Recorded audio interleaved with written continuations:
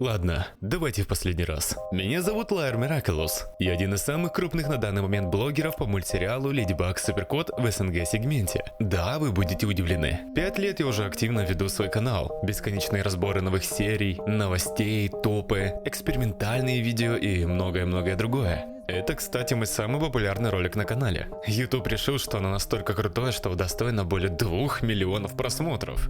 Я думаю, он преувеличивает. Это был простой разбор на финальную серию 4-го сезона Леди Баг, но именно с этого момента мой канал начал становиться чуть больше, чем ничего. Но моя творческая и амбициозная натура не могла смириться с тем, что мой пик — это обзор на мультсериал про парижских супергероев-подростков. Я не просто так полюбил вселенную Miraculous. За ее простотой, примитивностью в каком-то смысле, скрывалось действительно нечто большее. И это нечто большее немного проявлялось в 5-м сезоне и особенно в лондонском спешле. Создатель этой вселенной, Томас Астрюк, еще давно на этапах задумки героини Божьей коровки натыкался на мысль, что из истории про Леди Баг могла бы получиться нуарная история с детективом и взрослыми темами. Я тоже очень сильно вижу этот намеренно скрытый потенциал в истории Miraculous. Мне сложно так просто принять этот факт, особенно на фоне того, что мой самый любимый анимационный сериал и в целом воплощение слова киноискусство — это Аркейн, являющийся апогеем всего самого лучшего, что существует в понятии кино. Также это сочетается с тем, что я всю жизнь мечтал снимать кино, создавать свои истории и привносить в них свои идеи, свои переживания, свои открытые вопросы, на которых нет ответа. Именно после просмотра Аркейна я осознал, что анимация — это один из лучших для меня способов реализовать свой внутренний, так скажем, режиссерский потенциал. Однако анимацией я начал заниматься еще давно. До этого у меня уже был опыт работы с анимацией, окружением, светом, но это мое первое видео, где я смог сделать что-то комплексное и около кинематографическое. Дальнейший мой путь в 3D анимации был долгим и неспешным. Я практиковался и создавал какие-то вещи, но исключительно для себя, не выкладывая что-либо в публичное поле. Я всегда считал, что если что-то выкладывать в сеть, то это должно быть хорошо сделано. Либо этого никто не должен увидеть, кроме меня.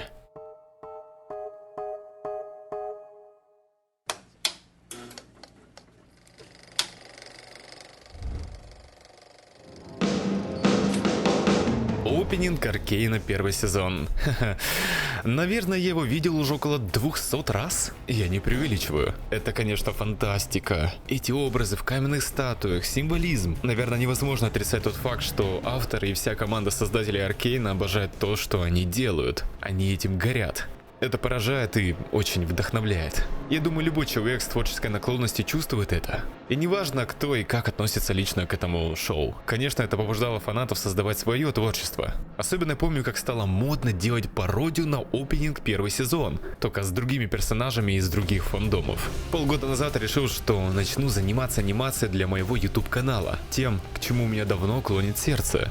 Я не хочу продолжать просто создавать 3D-модельки для коммерции на заказ, или использовать 3D только чтобы сделать превью к моим видео. Поэтому я определенно решил, что начну свой путь в 3D-анимацию. Я хочу рассказать интересные истории. Я хочу реализовать интересные идеи на основе мира Miraculous. Я хочу сделать то, что точно удивит моих подписчиков и мой любимый фандом Miraculous. Мне нужно было начать свой путь с чего-то не особо сложного, для разогрева, чтобы больше привыкнуть к Blender и вспомнить другие программы, к которым я давно не притрагивался. Реализовать опенинг Miraculous в стиле Аркейна 1-й сезон — это лучшая идея. Не особо много анимаций движения, больше упор на композицию, свет и материал объектов. Много детальной работы, но без огромных усложнений. Да и оригинал есть перед глазами. Нужно просто это повторить, используя свои нынешние навыки. Повторить отличную работу Фортиш, хотя бы на уровень просто хорошо. Но я себя переоценил. Все пошло не по плану.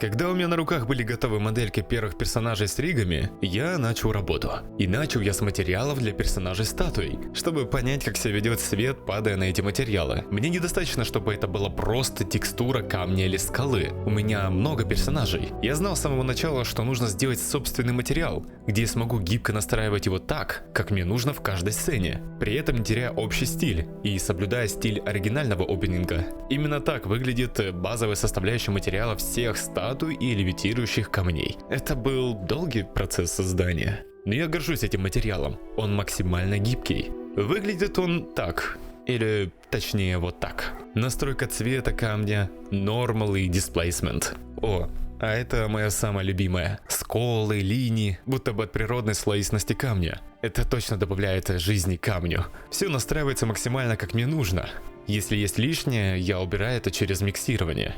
Я просто рисую там, где не должны проявляться детали. Но максимальной детализации таким образом бы не получилось. Поэтому мне на помощь пришел обычный скульптинг, где я вручную добавлял неровности, сильные сколы, хаотичности в духе неровностей камня. Мне пришлось очень сильно постараться, чтобы гладкие, аккуратные модели персонажей обрели твердости и воспринимались как скульптура, как камень, как что-то неживое, а не как персонаж с текстурой камня. Каждому персонажу был немного индивидуальный подход, но основа у всех одинаковая. Свет – это интересная тема. Для этой работы я использовал исключительно точечный и направленный свет. Каждый источник был точечно выставлен для достижения наилучшего эффекта и максимальной похожести с оригинальным опенингом. Это не столь сложный, сколько длительный процесс, где каждый источник света нужно детально отрегулировать, исходя из своей определенной задачи. И этих источников света в одной сцене может быть от скромных 5 до 55.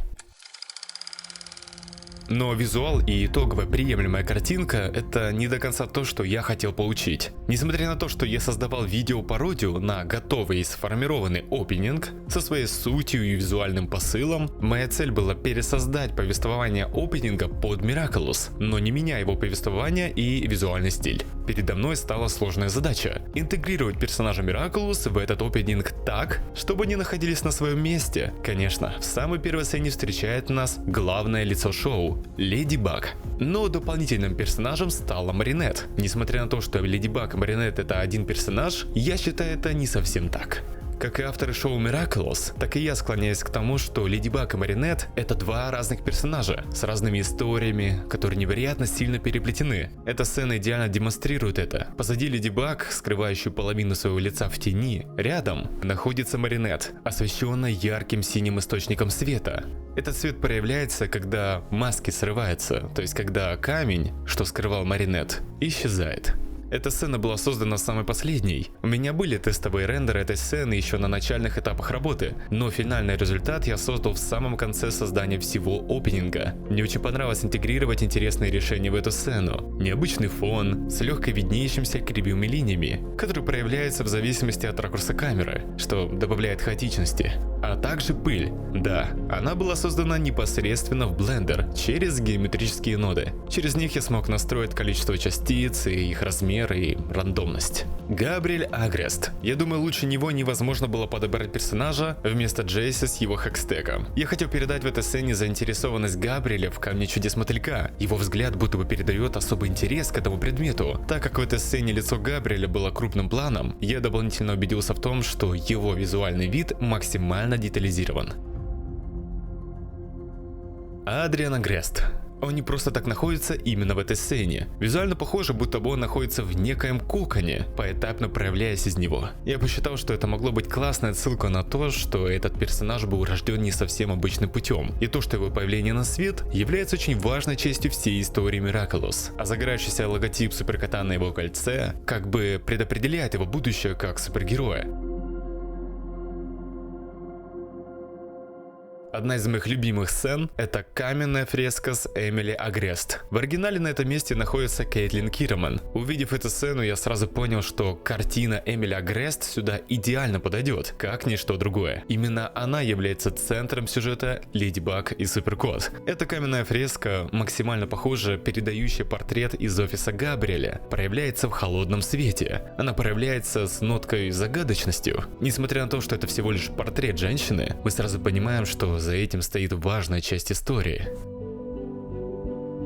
Что Что и касается следующей сцены с Лайлой Росси. Я был удивлен, когда узнал, что после оптимизации сцены один кадр рендерится более 35 минут. Поэтому мне пришлось отрендерить один кадр фона и отдельно персонажа Лайлу. Магия монтажа позволила мне соединить сцену так, чтобы вы ни о чем не догадались. И да, я долго ломал голову, как сделать такой интересный абстрактный фон из оригинального опенинга. Поэтому решил просто навалить различных объектов, добавить им особые материалы и проведя работу в скульптинге.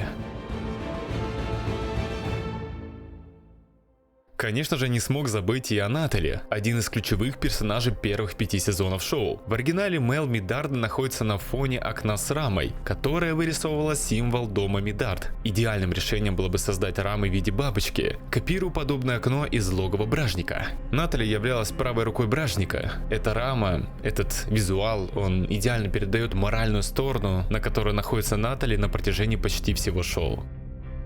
Мастер Фу, держащий в своих ладонях марионеты Адриана. Я думаю, эмоциональная составляющая этой сцены читается сразу. Наставник, оберегающий своих учеников, пока позади них создается опасность. 3D-модель именно этого Бражника была создана немного иначе, чем все остальные. Ведь именно на этой 3D-модели огромное количество мелких каменных сколов, царапин и неровностей. Такой эффект смог создать большую и угрожающую фигуру. Будто бы рост этого Бражника в десятки раз больше, чем у других персонажей. А его поза олицетворяет абсолютное спокойствие. Мне кажется, в сочетании с яркими глазами это выглядит как фигура главного злодея. Спасибо оригинальному опенингу, который идеально показал, как мне нужно представить главного злодея шоу.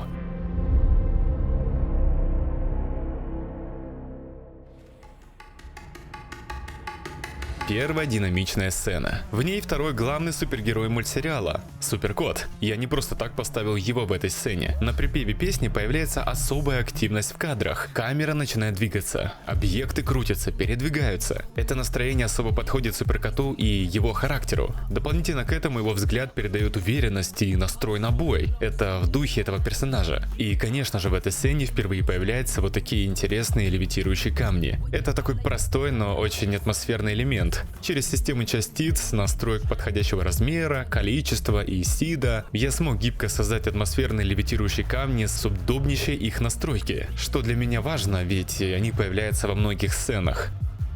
Мне было сложно изначально подобрать подходящего персонажа на место Кейтлин из оригинального опенинга. Ее особенно примечательным предметом была ее винтовка. Эта сцена идеально демонстрирует ее особую характеристику как стрелка. В Miraculous нет персонажа, обладающим неким огнестрельным оружием. Мне потребовалось много времени, чтобы подобрать какого-то важного персонажа, который при этом идеально бы вписался в эту сцену и повествование. Я думаю, решение взять на эту роль Рену Руш стал идеальным. Ее флейта и эффект светящего шара при срабатывании особых ее сил и иллюзий показалось мне идеальным аналогом винтовки и выстрела. Через небольшие левитирующие камни, собранные как бы в шар, я хотел передать тот самый ее особый эффект от ее уникального умения. И да, если кому было интересно, я постарался идеально ровно вставить пальцы в тоновое отверстие флейты. Это не видно на кадре, но мне захотелось сделать это правильно.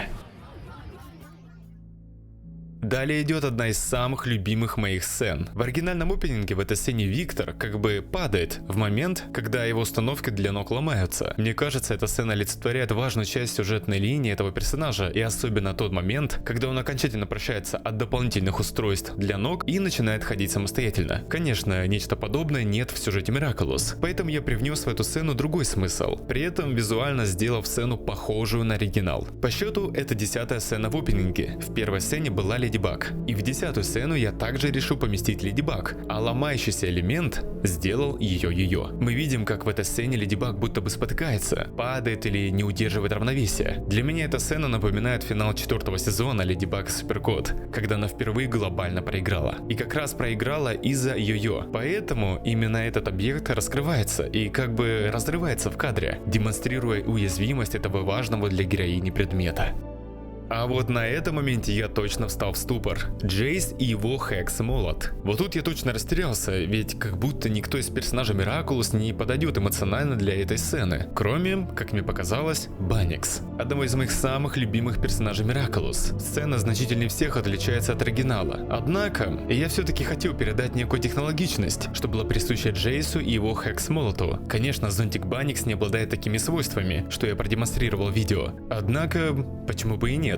Паникс — это тот персонаж, что существует вне времени. Как будто только ей гармонично можно добавить некие sci-fi элементы. Допустим тут, где ее зонтик распадается и внутренняя энергия перемещения во времени будто бы выходит наружу. Для достижения подобного эффекта я создал разломы через геометрические ноды, а энергию вокруг зонтика создал в стиле 2D эффекта. Изначально у зонтика должен был быть подобный эффект, что и у руки Багнуар. Но дабы не повторяться и создать более уникальную сцену, я совместил энергетический эффект в стиле 2D и 3D разлом. Я думаю, такие интересные элементы передают дух этого персонажа, а дополнительные эффекты на постобработке только усиливают этот основной эффект.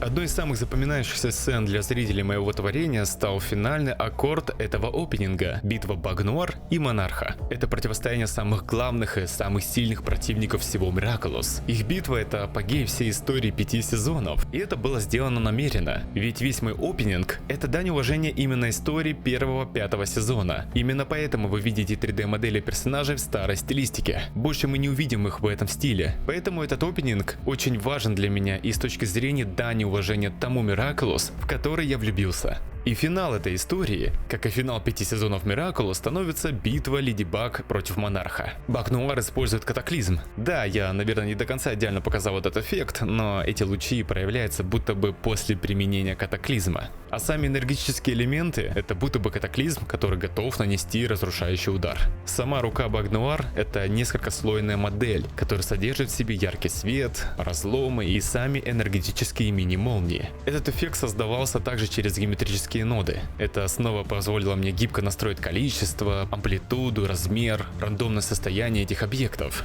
Монарх, который делает замах руки, это вау. Мне очень понравилась идея сделать деталь. Кольцо пчелы активируется и загорается в этот момент, и в следующей сцене мы видим активированное жало у Монарха, то оружие, которое он пытался применить против Багнуар в сцене их сражения. Разрушительная мощь Багнуар против сильнейшего магического оружия Монарха. Но один из самых сложных аспектов этой сцены стал свет. Его здесь очень много. Огромное количество источников света, которые постоянно двигаются, меняют свою мощность, затухают и загораются. Это был безумно сложный и долгий процесс настройки. Пришлось прибегнуть к некоторым странным, но более-менее рабочим фокусам. Я располагал перед световыми источниками текстуру шума с гибкой настройкой. Это помогло мне создать эффект четких световых линий и играть с ними. Это вышло не идеально, но очень даже неплохо.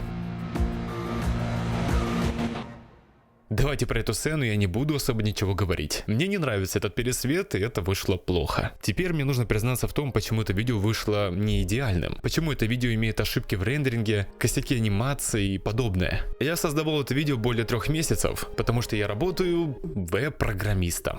Это полный отстой. Я рад, что смог закончить это видео, сделать его максимально качественно, как только мог. Но я разочарован в том, что на это ушло очень много времени. У меня столько идей для новых анимационных видео, но это моя цель, и я буду к ней двигаться. Не могу не поблагодарить огромное количество восторженных комментариев от зрителей, что посмотрели мой опенинг. Вы подарили мне самую лучшую награду, которую только мог получить 3D-художник. Внимание, приятные слова и поддержка. Лучше и не может быть. Спасибо каждому за добрые слова, за все эти искренние восхищения. Я ценю каждое слово. И, конечно же, передаю привет каждой стране, что посетила мое видео. Под моим видео встретился фандом Miraculous со всех уголков нашего мира. Это прекрасно.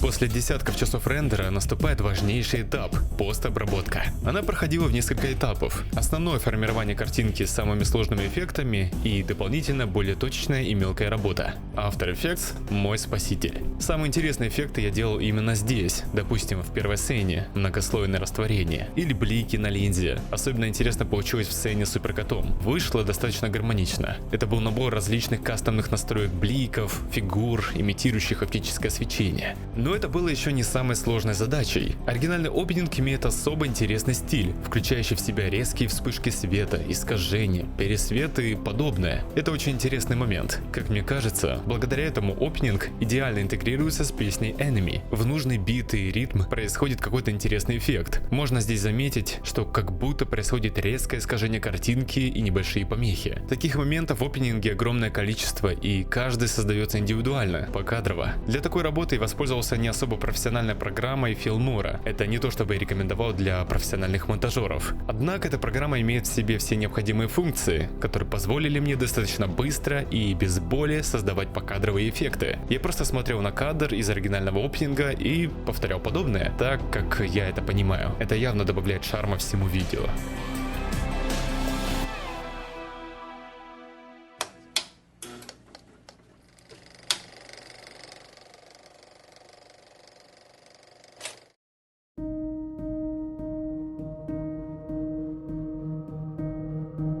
Я не рассчитывал на такой результат. Огромное количество восторженных отзывов, много перезаливов в различных социальных сетях, упоминания в пабликах на миллионы участников. И это только за 2 недели. Я точно не мог такого ожидать. Я не считаю это видео каким-то невероятным, ведь это лишь пародия. Но это был мой первый шаг, и я рад, что мы с вами уже смогли познакомиться. Хоть я и являюсь лишь блогером по мультсериалу Леди Баг Суперкот, но во мне горит желание сделать для этого фандома нечто невероятное. Miraculous и Arcane. Я думаю, это прекрасная идея. Но мне нужно улучшать свои навыки, чтобы быть уверенным в том, что я смогу реализовать свои самые смелые идеи правильно. Я очень рад новым зрителям и подписчикам на моем канале. Если вам нравится контент по Леди Баг, то вы выиграли куш, ведь именно этим я занимаюсь и даже начал потихоньку переводить свои видео на английский язык. Если вам очень понравилась моя анимационная работа, но вам не особо интересен контент по Miraculous, то я могу предложить вам посетить и подписаться на мой инстаграм. Там вы точно не пропустите мои новые громкие работы.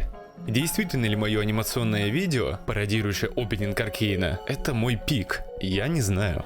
Но я точно могу вам сказать, что это лишь начало. Я думаю, мы обязательно встретимся. Уже в скором времени.